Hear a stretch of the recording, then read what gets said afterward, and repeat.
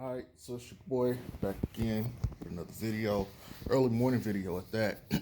And I just kind of want to discuss the Pelicans because, if you haven't been aware, they announced free agency is basically going to start, I think, 2 days after the draft and everything. So, training camp start on December 1st. We don't really have a whole lot of time. Like today is, let me check my phone real quick. Yeah, today is the 11th. So, you know, free agency starts pretty much in a week. And then like a week and a half after that, like shit, we at training camp. You know what I'm saying? So, in consort with my other videos when I was talking about, the limited amount of time these guys are gonna have, you know, free agents ain't gonna have that much time to make up their mind either. So it's gonna be a lot of shit moving, and it's gonna be a lot of like stuff happening. Like it's probably already stuff happening behind the scenes to like get trades done. Matter of fact, there was an article talking about Pelicans are trying to get a third party involved for Jrue Holiday to facilitate a trade, which is good for the Pels because, and especially for some of the other teams, depending on who else the other teams are, so that they can switch parts around and get what they need. They need to get up off Jrue and that salary, which adds more cap space flexibility for them. And on top of that, they can get better pieces and better fits. And if they can go ahead and get that stuff prior to training camp, it'll bode well for them, and for the other teams too involved. So, that's going to be a point of contention and emphasis going forward in these next couple weeks. Matter of fact, something else that hasn't really been talked about, Stan Van Gundy's staff ain't finalized yet. And I know they were talking about it would be done, by the weekend, which was this past weekend. Here we are, it's Wednesday fucking morning. They kept Fred Vincent. They signed the other guy. I think he was with the Kings. I can't remember his name. Starts with a B or something like that. That coaching staff. We don't even have a coaching staff, and the draft night is like next week. Like the Pels need to get on this shit. I get trying to facilitate trades and shit, but I don't have time for that shit. Like y'all took too long to hire Stan in the first place. You know, this should have been done a while ago, and now y'all are dragging feet trying to get the coaching staff. Like that shit is that's a no go. That's a no go. Motherfucker should have already been on the team. He'd be come together with the front office to analyze film and draft prospects. You know, so it's crazy right now. It's gonna be hot and heavy, and they're gonna have a whole lot of pressure to not fuck this up. Like fans are curious and anxious to wait to see what we get for Jrue. Um, you know, Training camps to start to see what the team looks like. People looking to see Zion to see what he's looking like. Jackson Hayes, Nikhil Alexander Walker, Bi.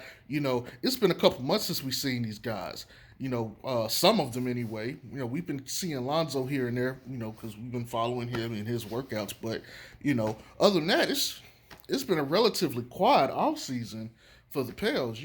They fired Gentry, and then all of a sudden this like the mid late end of the month, it's like, oh, Stan Van Gundy's hired, and hot and heavy. It's crazy. So it's getting to that time. It is getting to that time, but you know, this is gonna be interesting, man. It's gonna be real interesting because it's gonna be a lot of money at work and play over the next couple seasons. Lonzo Ball contract is up. Josh Hart contract is up, so they're gonna have to deal with them as unrestricted free agents. I mean, no, restricted free agents. I think, yeah, restricted free agents, and then it's like whatever pieces they get in that deal for Jrue Holiday or and whoever else may go. That's gonna affect money. Like there's gonna be a whole lot of things at play.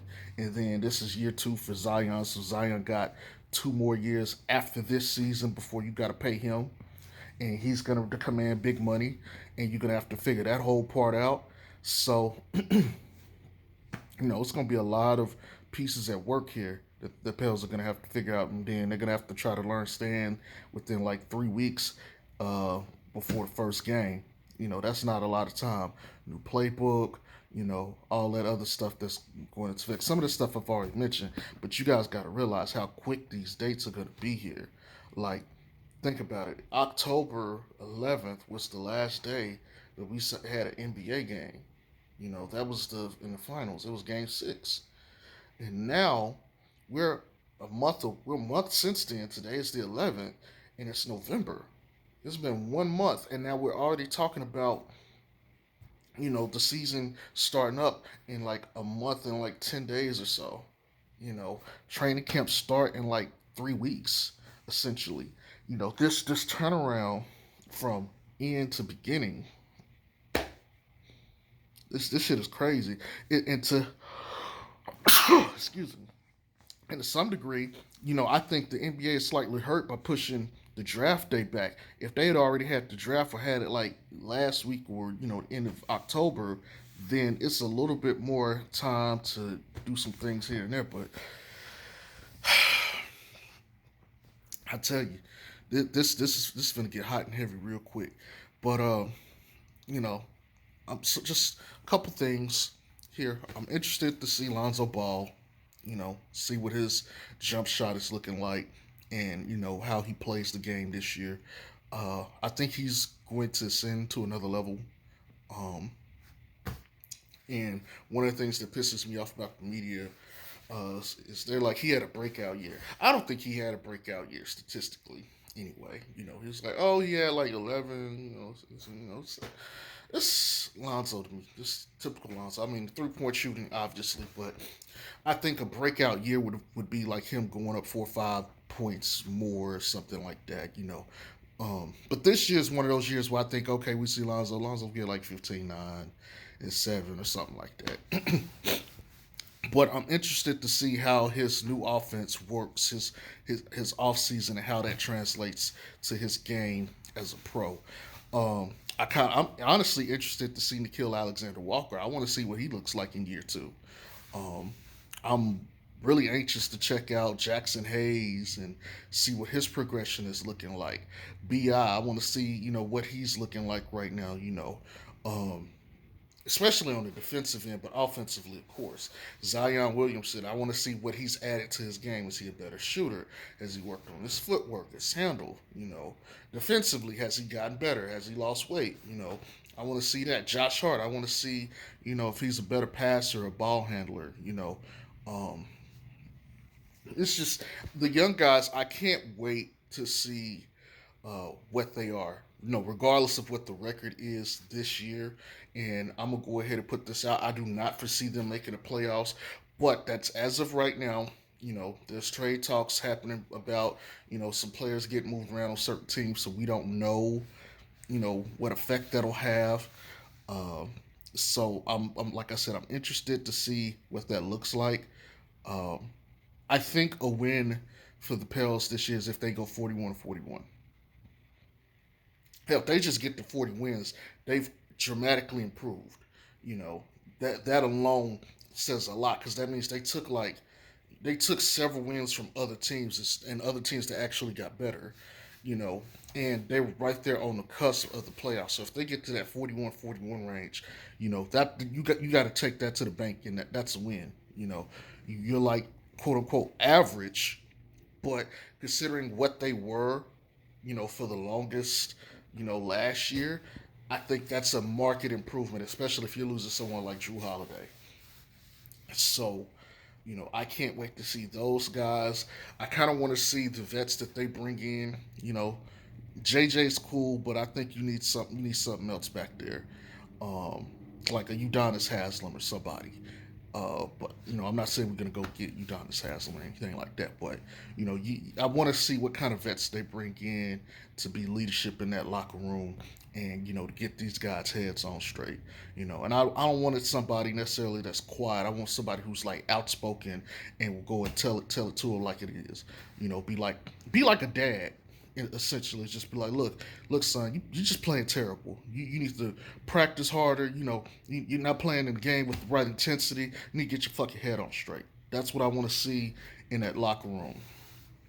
Um, I want to see um, I want to see the Pels evolve as a team. I like the space and pace. I think that's great. I think that is good, but they need better parts for that, and I hope they get that. But even still, I hope to see um, market improvement in Lonzo being a leader and Bi. But in particular, I want to see Zion step up as like, okay, look, I'm the number one fucking pick. This is my goddamn team. You know, it's Bi's. Give me the fucking ball and let's play and let's win this fucking shit.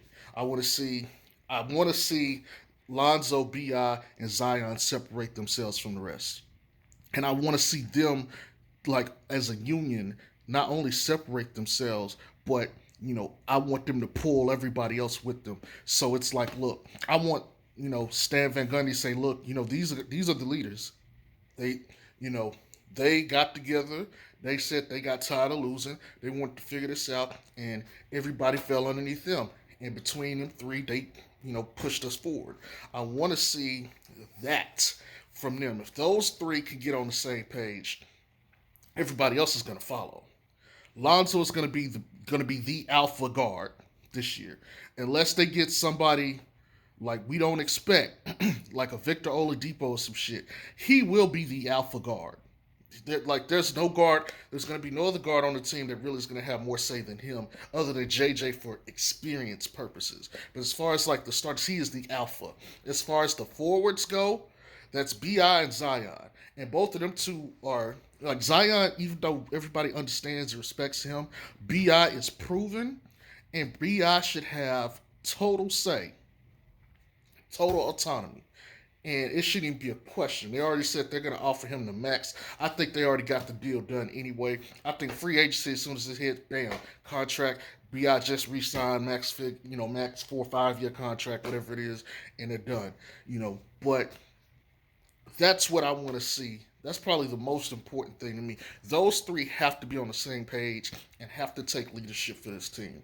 And they have to make it be known, look, going forward, we are the core. What we say goes. And if we tell you to do this, do that, you better goddamn do it because we're finna win. So, this is just quick early morning ramble video. I just want to put something out there, get some conversation started, and just kind of reiterate some things because now we've gotten more and more information over the past couple of days, and so things like I said, things about to get hot and heavy. In 1 week, we're about to get bombarded with NBA news constantly. So, it's your boy Jay Strokes. Peace.